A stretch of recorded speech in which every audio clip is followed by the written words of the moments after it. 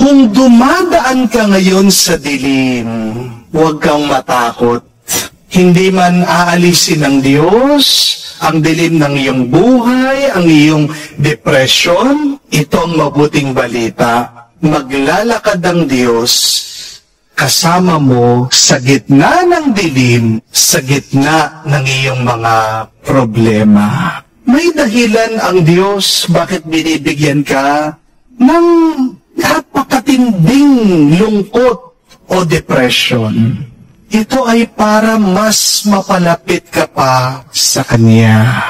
Isa po sa mga pinakamagandang tinuro ni San Ignacio ng Loyola sa atin, yung tinatawag pong the discernment of the spirits. Ito po yung kakayahang kilalanin, kilatisin mo, pag-aralan, kung yung bang nararamdaman mo ay galing sa Diyos o hindi.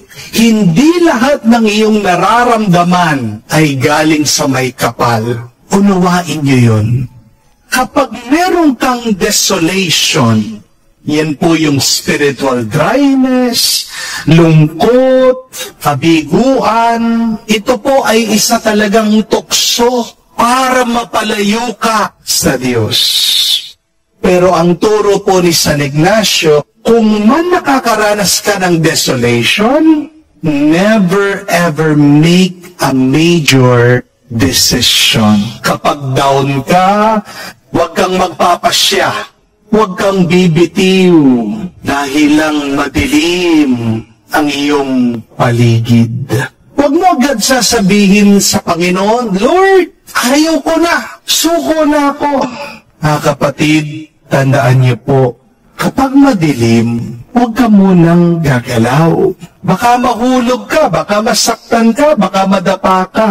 Di po ba? Kapag madilim, manatili ka lang kung nasaan ka. Umilos ka lang, gumalaw ka lang. Kapag nagkaroon na ng ilaw, o kapag lumitaw na ang araw. Kasi kahit naman doon sa dilim, nandoon ang Diyos.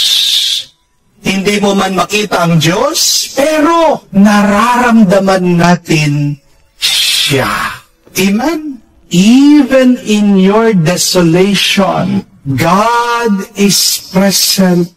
God is loving you. God is guiding you. At kung man meron po kayong depression ngayon, balikan niyo po yung mga panahon na kung saan naranasan niyo ang Panginoon. Go back to your experience of the divine.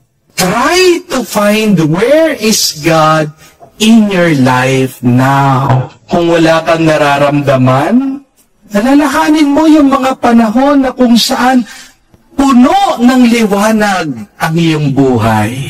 God is still the same God. Hindi naman po nagbabago ang Diyos.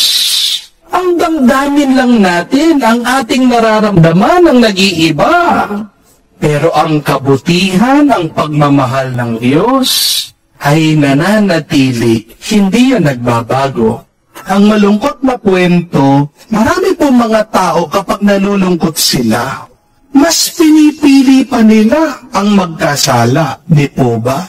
Meron pong umiinom para makalimutan ang problema. Meron pong sumusugal, umaasang sila'y magkakapera. Meron pong nanonood ng mga malalaswang palabas. Para lang daw po makaranas sila, makaramdam sila ng sarap sa kanilang pangangatawan. But the more you sin, the more that you will become miserable and depressed. Tanging ang Diyos lang ang nagkakalob sa atin ng galak. Di po ba? Because joy is one of the gifts of the Holy Spirit. Kapag ikaw ay nagkakasala, isa yung dahilan kaya nawawala ang iyong tuwa. When you are depressed, go back to your experience of God. Isa po yan turo ni San Ignacio, to find God in everything. Hanapin mo ang Diyos sa lahat ng bagay dahil pag nasumpungan mo, nakita mo ang Diyos, hindi lang galak ang pagkakalob niya sa iyo, kung hindi buhay at buhay na walang hanggan.